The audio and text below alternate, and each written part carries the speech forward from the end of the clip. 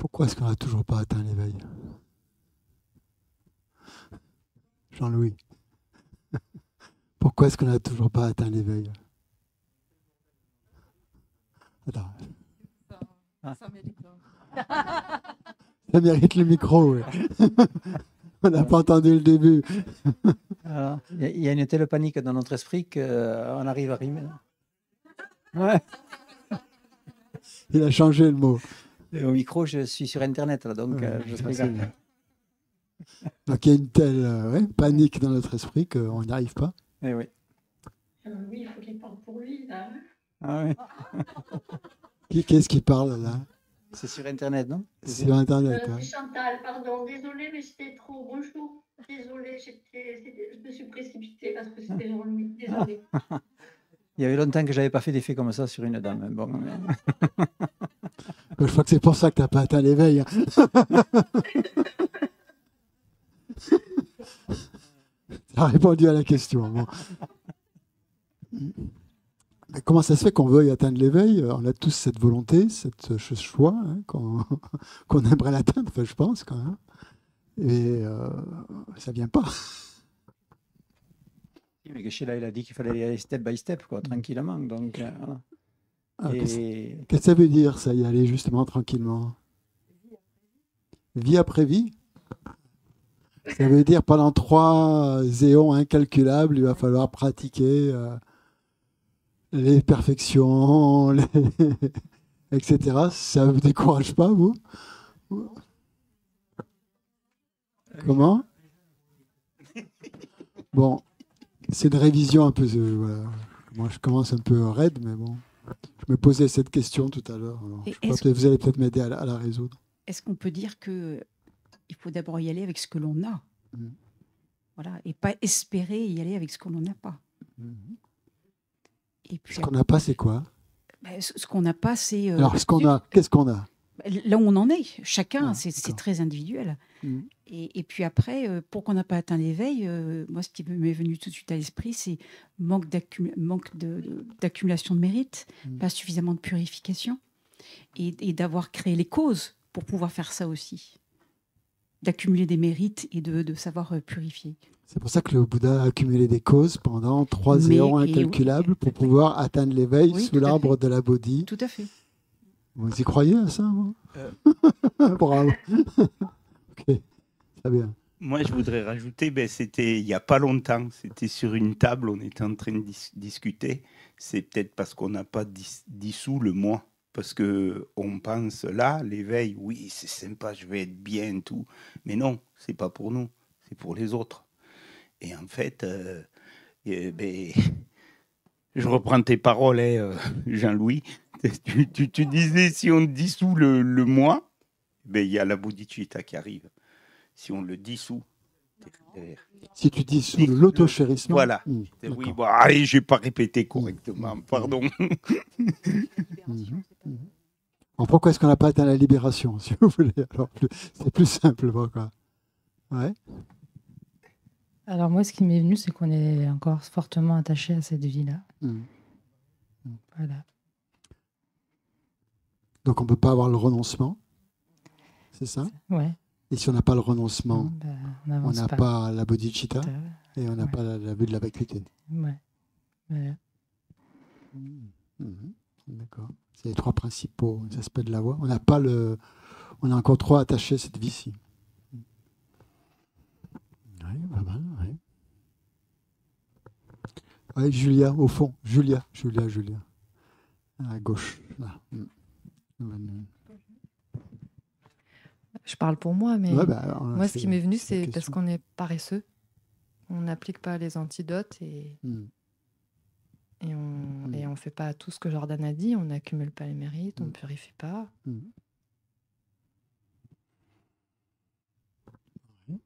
Trop paresseux, donc pas assez de persévérance.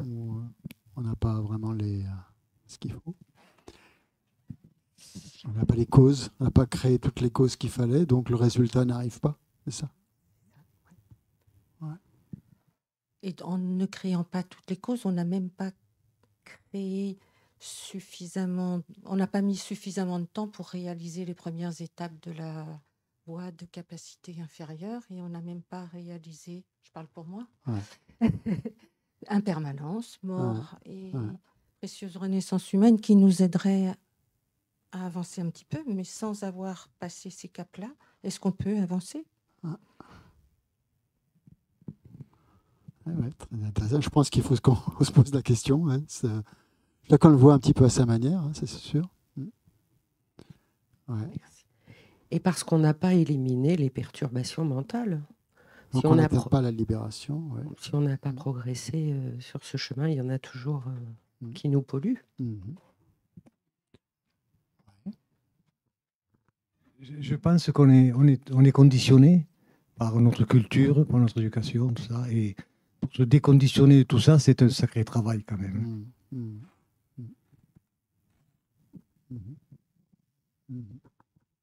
D'accord. D'autres idées?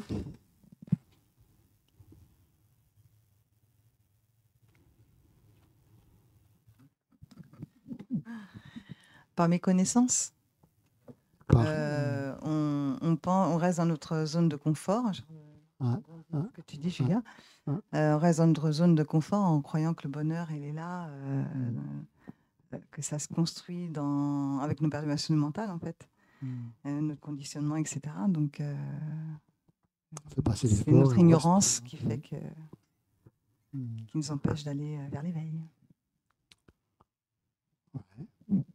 Moi, je trouve que la question fondamentale que ça pose, est-ce qu'on a le choix?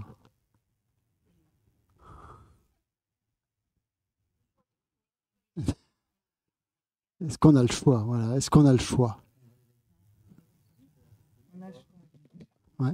Ça revient, si tu veux, ça revient un peu à la question du libre arbitre. Est-ce qu'on a le choix ou est-ce qu'on est déterminé?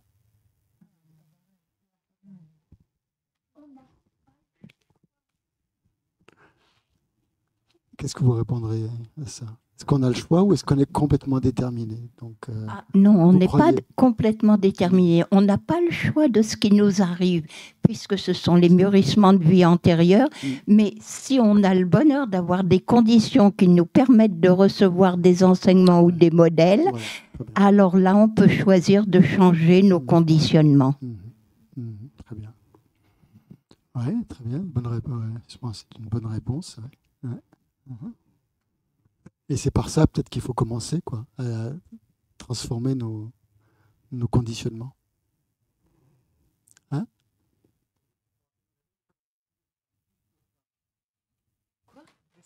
C'est quoi ça? C'est du français? C'est l'occitan? J'ai un pote à moi qui s'appelle Émile Arepa, il m'a dit pour atteindre l'éveil, il fait pour faire de grandes phrases, mais soi-disant, il levait sa jupe, il montrait ses fesses, et il disait regardez, pour atteindre l'éveil, il faut avoir des escarres. Des escarres, Parce qu'il était assis tout le temps, il méditait en permanence, et il travaillait beaucoup, et donc il était... Parce que si on parle de libre arbitre, si on parle d'un libre arbitre, ça veut dire, qu'est-ce que ça implique? Ça implique qu'il y a un jeu, qu'il y a un moi qui serait libre de prendre un moi existant intrinsèquement, qui serait libre de prendre des décisions existant intrinsèquement et sans être affecté par des causes et des conditions. Donc, est-ce que c'est possible, ça? C'est-à-dire, ça impliquerait donc que des décisions existent par elles-mêmes, et que ces décisions nous poussent à atteindre l'éveil, et que tout ça c'est indépendant de nos... Comme si on avait des choix à faire, un menu déjà bien en place, et qu'il suffirait de dire, ben voilà, je vais faire ça, ça, ça, ça et ça.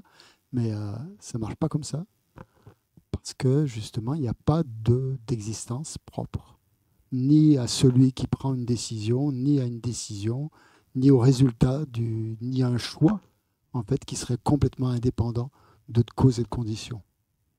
Donc, ce qui fait qu'on est un peu coincé quand même.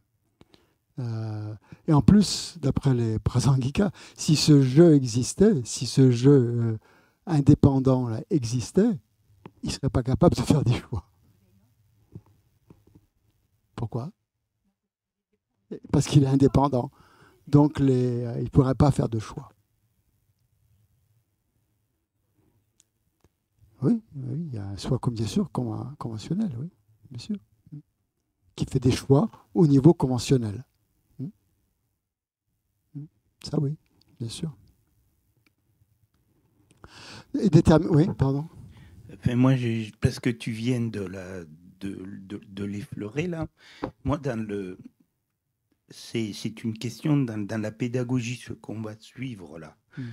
Là, on rame, enfin, moi, personnellement, je rame beaucoup avec une voix et d'apprendre les différences entre toutes les écoles. J'angoisse un peu de... Enfin, quelles écoles? Tu parles de quelles écoles? Parce que là, tu as dit les Prassans. Oui, enfin bon, j'ai dit ça pour situer. Oui, mais à un moment, je crois que dans le circuit, on va passer avec les différents... Non, on verra quand on y sera. C'est pas à peine d'avoir peur. Non, c'est pas une peur existentielle, mais je me dis, mince, ça va être... Bon, et l'autre point, alors donc le libre arbitre, donc ça suppose ça, et le déterminisme, qu'est-ce que ça suppose? Ouais, ça suppose aussi quoi? Que comment dire?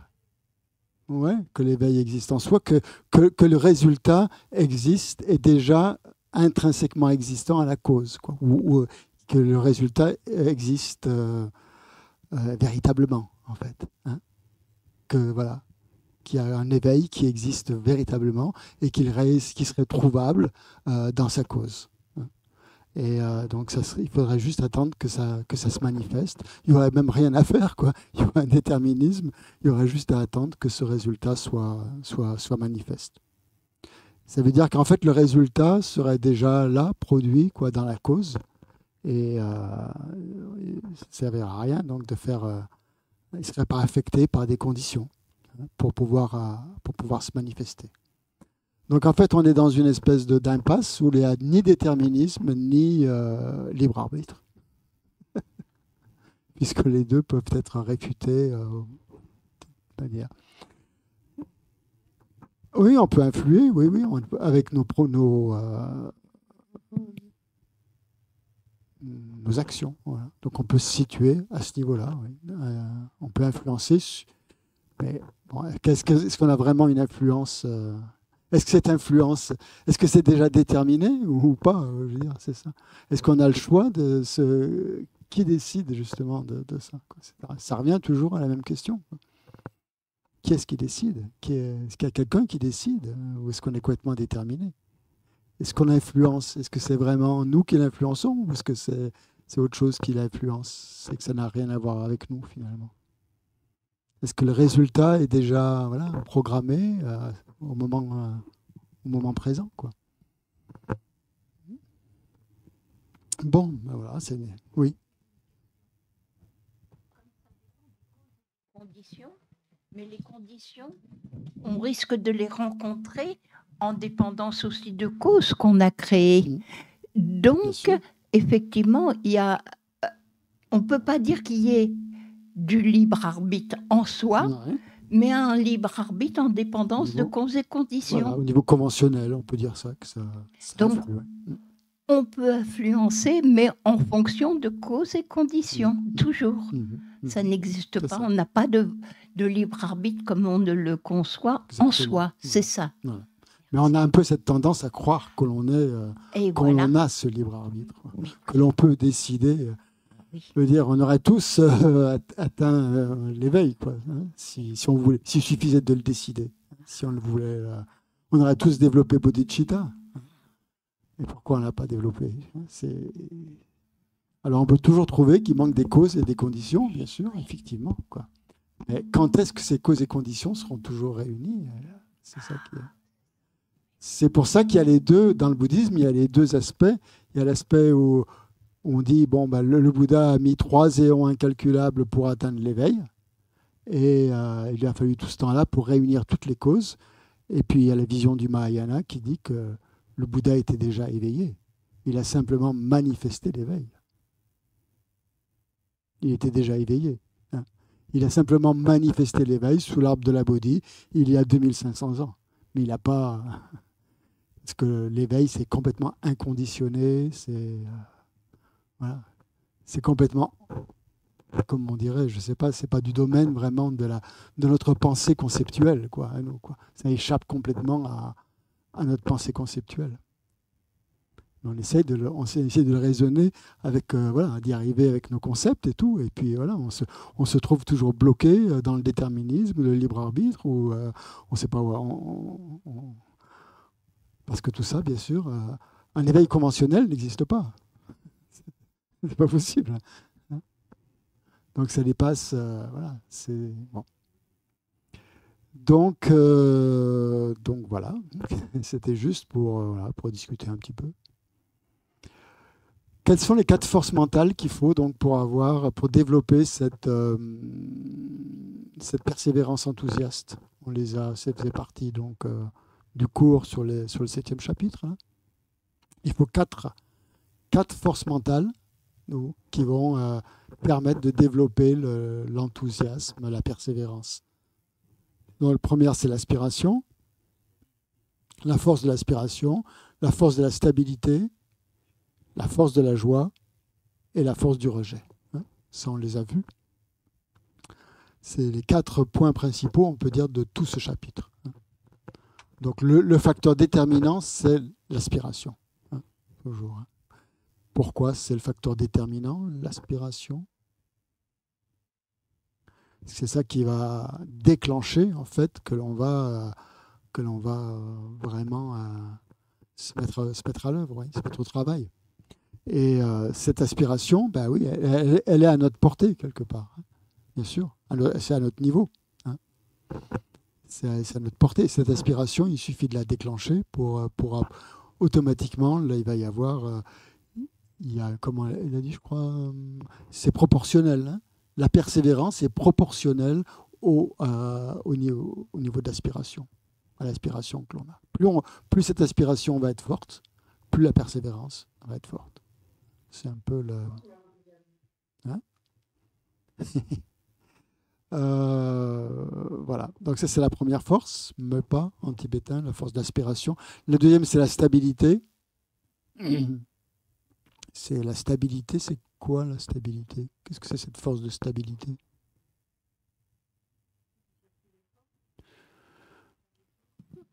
D'après, c'est pas ça qu'on avait dit là. Ouais. Oui, c'est ça. C'est donc la force mentale qui se renforce par l'examen de la tâche que l'on doit accomplir avant de s'y engager. C'est de ne pas s'engager dans des tâches qui sont hors de notre portée, hein, mais vraiment de réfléchir si c'est dans notre capacité. Examiner la tâche à accomplir avant de s'y engager. Donc, voilà. Est-ce qu'on a la capacité de le faire? Ça, c'est la force de la stabilité. Donc c'est intéressant que cette stabilité fait partie quand même de comment vous voyez ça, que fait partie de la persévérance enthousiaste ouais. C'est comme une forme de sagesse, ouais, de forme de sagesse qui permet justement de ne pas s'épuiser pour rien, quoi. Hein. Et ouais, c'est une forme de discernement. Donc ça rentre dans les constituants, on peut dire, de la persévérance enthousiaste. Le troisième facteur qui est important pour cette persévérance, c'est la joie. La joie, quelle que soit l'activité vertueuse, donc elle doit être. Il faut que notre esprit s'y adonne avec joie. C'est pas avec effort, constamment sans joie. Hein. C'est la persévérance enthousiaste. Et Geshe-la a dit une chose intéressante ce week-end, ou hier, je pense. Il a dit il vaut mieux faire peu, mais de meilleure qualité, et de bonne qualité, que faire beaucoup avec une qualité médiocre, quoi. Parce qu'on peut faire beaucoup et s'épuiser finalement dans toutes sortes de pratiques, de récitation, s'en mettre en plein toute la journée et faire ça sans joie, quoi. Comme une espèce de machine qui va accomplir toutes ces pratiques, mais puis au bout du compte, elle va s'épuiser parce qu'il n'y aura pas la joie, quoi. elle va les faire machinalement, comme une espèce de, comme il a dit, comme une dette à laquelle on doit s'acquitter, hein, mais il n'y aura pas vraiment la joie. Donc, je crois que c'est pour nous, à notre niveau, c'est important justement de se rappeler de ça, que quand on fait nos pratiques, il ne faut pas les faire juste parce qu'il faut les faire. Yang Rinpoche disait, les pratiques, ce n'est pas comme une checklist, hein, où on coche chaque pratique que l'on a faite chaque jour pour vraiment avoir accompli ses engagements. Et sinon on fait ça, ça va, on va vite s'épuiser, quoi. Et il n'y aura pas vraiment de joie, forcément. Comment ? La joie est un antidote au découragement. Okay. Donc faire de son mieux, toujours, hein, en se réjouissant de la pratique que l'on a faite, selon l'état de notre compréhension des choses. On peut... Et là, le risque qu'on a c'est ça, c'est le découragement. C'est de se dire, oh, de toute façon, mes pratiques, moi, je les fais comme ça, machinalement, je les lis, je ne suis pas vraiment absorbé, je les fais parce qu'il faut les faire. Et développer une espèce d'attitude comme ça, où, finalement, on les fait parce qu'il faut les faire, mais il n'y a pas vraiment de joie, quoi. Il n'y a pas d'entrain, il n'y a pas d'élan, et ça reste... ça apporte pas grand-chose, quoi, au niveau. Donc ça, c'est... au niveau, je veux dire, c'est pas comme ça qu'on va avoir des réalisations. Ouais. Ouais. Question, ouais. Le micro, s'il te plaît. Merci. Quand on commence, on n'a pas forcément cette joie, cette stabilité, cette aspiration. Il faut quand même bien commencer quelque part. Quand on commence quoi ? Quand on commence à pratiquer. Pourquoi on ne l'aurait pas ? Pourquoi on ne l'aurait pas au début ? Pourquoi on l'aurait... Si on l'a pas au début, il y a peu de chances pour qu'elle vienne plus tard. Hein. Ben ça, je suis pas d'accord. Ah bon ? Non. Ah, ok. Tu penses que plus tu vas pratiquer, plus ça va... Je parle pour moi, en tout cas, dans mon cas. Les premières fois, le matin... c'est dur ? C'est dur. Ouais. Et après, de là, j'ai de plus en plus d'enthousiasme, de joie qui vient, qui s'installe. Aussi en suivant les enseignements qui petit à petit viennent nourrir et alimenter tout ça. C'est ça la joie, justement. Oui. Qu'en pratiquant, ça vient de plus en plus mais au départ, il n'y a pas... Le premier, premier temps, quand on commence à pratiquer. Ouais. Enfin, tu parles pour toi. Après, je ne sais pas si c'est... Vous avez cette expérience aussi qu'au début, il n'y a pas forcément de joie et que la joie vient avec la pratique. Ça, c'est le signe que tu pratiques bien. Je pense. Ben si la joie vient avec la pratique, c'est que tu pratiques bien. Si ça ne vient pas, si que tu pratiques et tu le fais sans joie, la joie, d'où elle vient?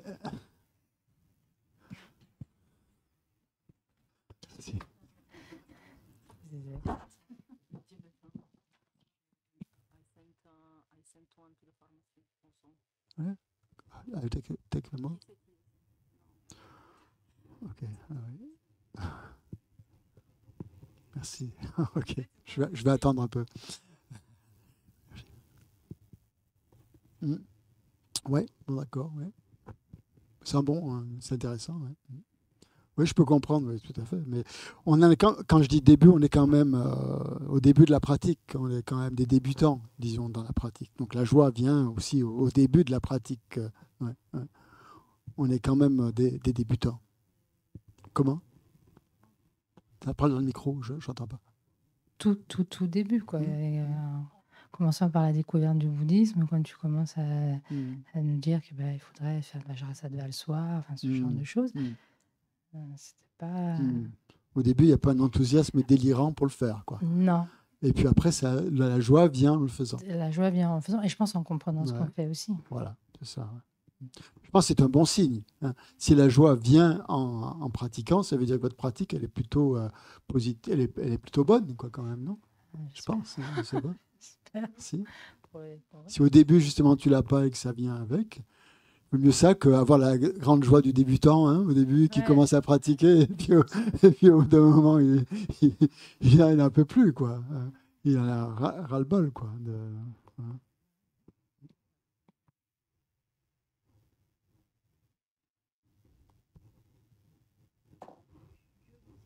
Ça vaut pour tout le monde, mais au début, c'est la confiance dans l'enseignant, même si ça n'est pas notre maître, on ne le sait pas encore, mais dans les enseignants qui nous donnent ces enseignements. Et puis, la sensation d'avoir pris un engagement et de se dire égoïstement, mais même si je le fais difficilement, que ça m'embête, je me stresse et tout, donc ça paraît négatif, mais j'entraîne mon esprit pour que ça aille mieux. Et cette notion d'entraîner l'esprit aide. Pour moi, ça, la confiance, l'entraînement ont été deux éléments très aidants. Pour qu'à un moment donné, il y ait au moins par moment un peu de joie. Un peu de joie. Juste un peu. Un petit peu plus.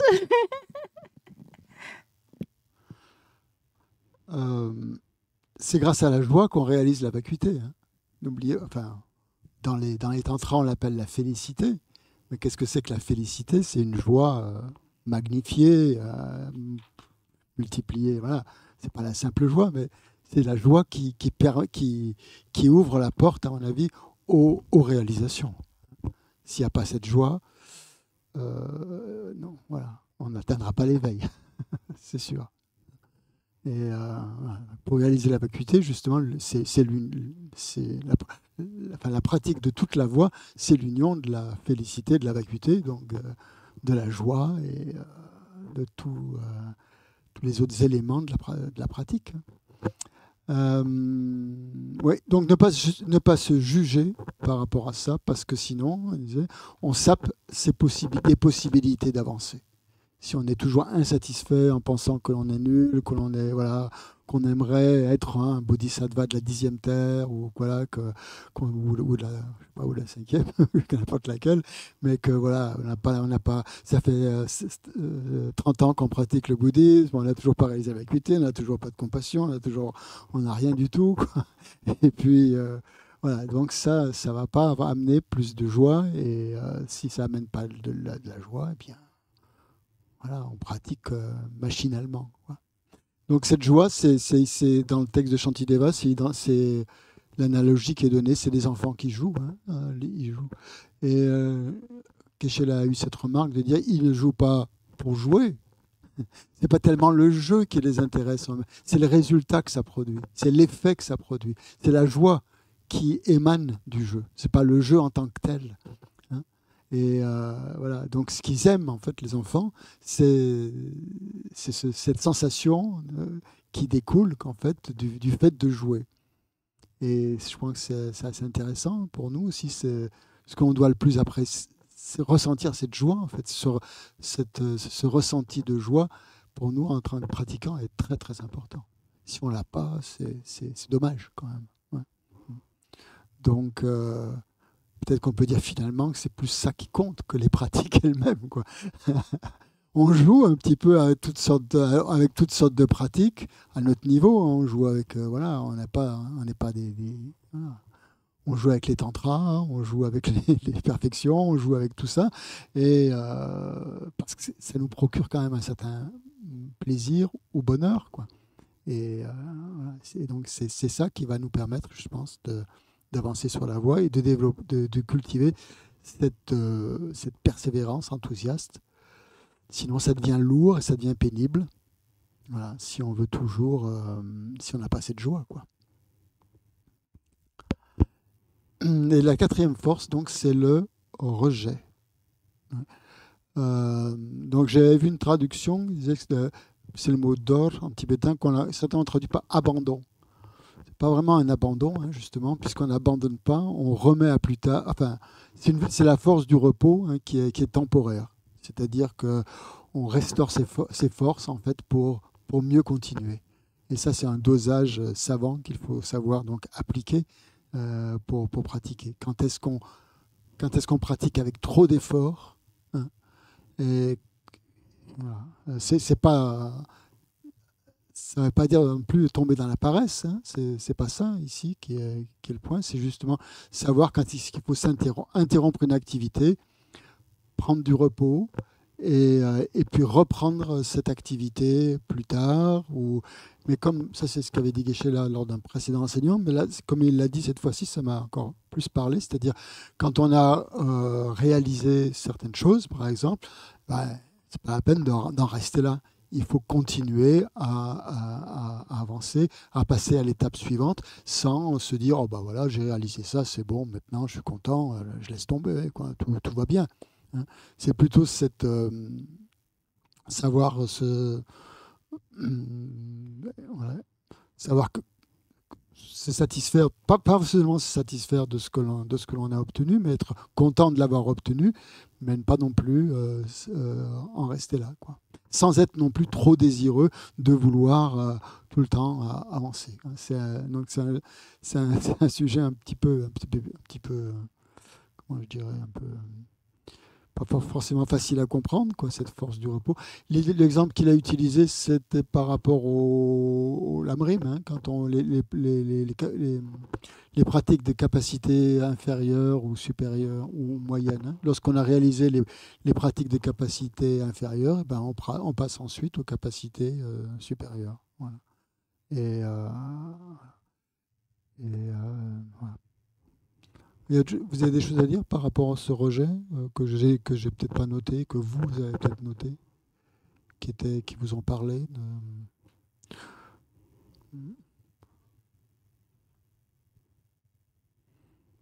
Ok. Bon, par rapport au voilà, il a beaucoup insisté aussi sur toujours prendre en compte les bienfaits de bodhicitta.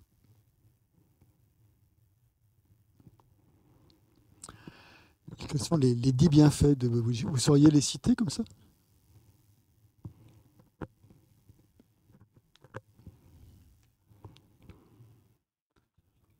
Pour le premier, c'est la porte d'entrée dans le Mahayana. C'est l'unique porte d'entrée dans le Mahayana. Ouais. Ensuite, on réjouit les Bouddhas. On devient un enfant des Bouddhas. Hein, je crois que c'est ça qui est dit. On devient un enfant des Bouddhas. On réjouit les Bouddhas.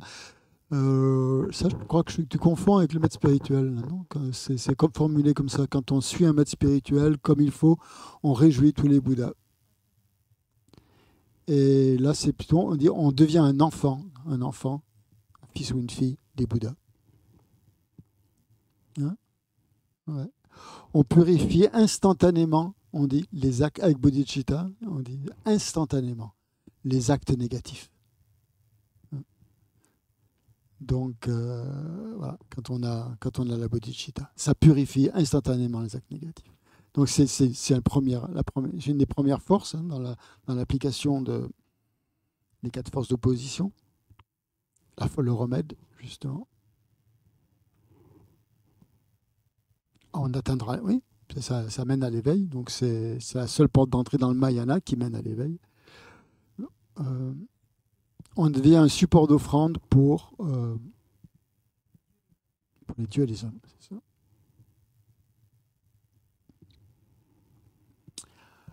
On est protégé des obstacles. On crée des mérites continuellement. On franchit rapidement toutes les terres et les voies, c'est-à-dire toute la progression jusqu'à l'éveil. Et on surpasse tous les arathas. Même si comme ce qu'on disait hier, même si les arathas ont atteint, ont réalisé la vacuité, ont éliminé toutes les perturbations mentales, un bodhisattva, dès qu'il a généré bodhicitta, en fait, éclipse, on dit dans le texte, éclipse les arathas. C'est-à-dire qu'il a un rayonnement plus fort que les arathas grâce à la bodhicitta. Même s'il n'a pas complètement éliminé toutes les perturbations mentales, même s'il... Voilà. Donc, dans les textes, ils éclipsent les arathas par leur lignée, hein, puisque c'est la lignée des bodhisattvas, et par leur intelligence aussi, à partir de la 7e terre.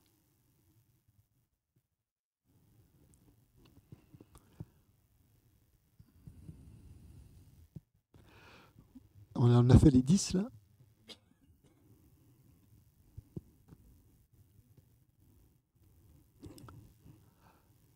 Oui. Oui, vas-y. Est-ce que tu peux préciser un petit peu la troisième, on purifie instantanément les actes négatifs. Ouais. Parce que justement, c'est pas les karmas négatifs, puisque les karmas négatifs, ça peut être complètement à la fin de la septième terre. Donc, est-ce que tu peux expliquer un petit peu mieux? Je ne suis pas sûr de bien comprendre. Si, on purifie les karmas, enfin, on les purifie peut-être pas complètement, les karmas vertueux, mais les karmas non vertueux, pardon, mais on dit que c'est une purification très importante des karmas non vertueux. On les diminue grandement. Ouais.